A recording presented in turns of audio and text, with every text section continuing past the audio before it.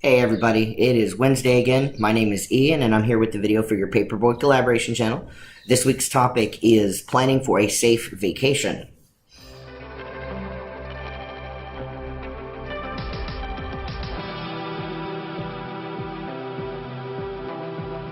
So I have like no experience with this. I haven't actually traveled except by car since I transitioned. So I really don't have a lot of perspective on this one. The one thing that I have heard universally by almost everybody though is that everything takes more time. If you're a trans guy and they put you in a body scanner, the TSA does the body scanner thing, they're going to see something significantly missing.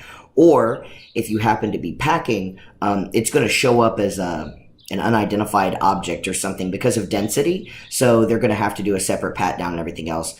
I've also heard that it helps to have everything like prearranged or whatever. So when you go into the check-in or whatever, kind of, very quietly disclose and ask for a pat down as opposed to the scanner. Because if you go through the scanner, you're kind of like in front of everybody or something like that. But like I said, I have no experience. That's just what people have said and what people have told me.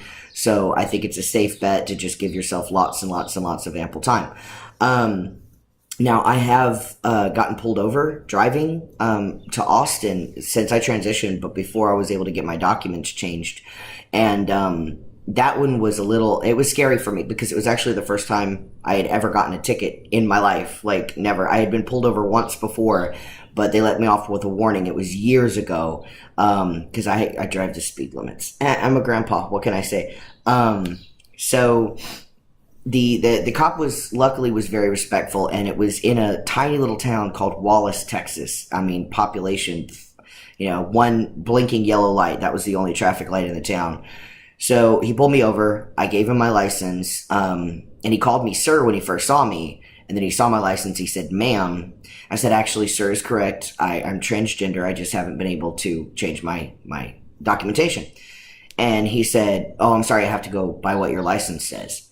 So at first I was kind of like, eh. Well, he took it back to his car. He did the thing. He ran it, make sure everything was up and up. And he came back and asked me where I was going, what I was traveling for. But he did not use any pronouns at all the entire rest of the conversation, which I thought was really cool. I didn't feel like he had been trained that way. It was just, his own, whatever. He chose not to use pronouns because I was obviously male sitting in front of him, but my license said I was female, so he might have been a little confused. But the entire thing, I was very respectful, very polite, did everything that I was instructed to do, and didn't have any problems. Because that was my concern with something like that, was that he was going to give me more shit for being trans if I did anything that could be considered disrespectful or questioning him or whatever. It was a legitimate traffic stop, so I didn't have any reason to argue. I was speeding, and I mean, honestly, let's be real. I'm a white male, so I luckily don't have much to worry about during standard traffic stops. I wish this wasn't the way the world works right now, but unfortunately it is.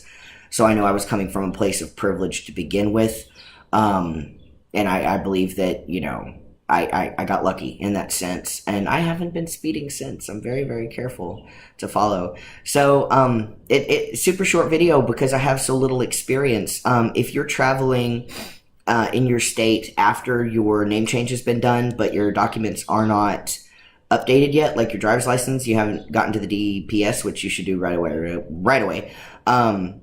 Keep your name change documents with you, just in case, because they'll see the switch in the system, but that way you've just got a little extra buffer. Make sure that you always keep identifying documents with you at all times, and that way you can kind of prove who you are, and they're less likely to give you hell for it.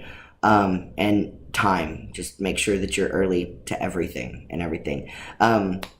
Hopefully I will have the opportunity to travel eventually, and I'm probably going to come and review the other guys' videos to see what I need to be aware of before the case may be. But in the meantime, make sure that you guys check out the next video that you'll find in the link and subscribe to the channel so that you can find out more information about travel that I don't necessarily have, and we will definitely see you next Wednesday. Bye, everybody.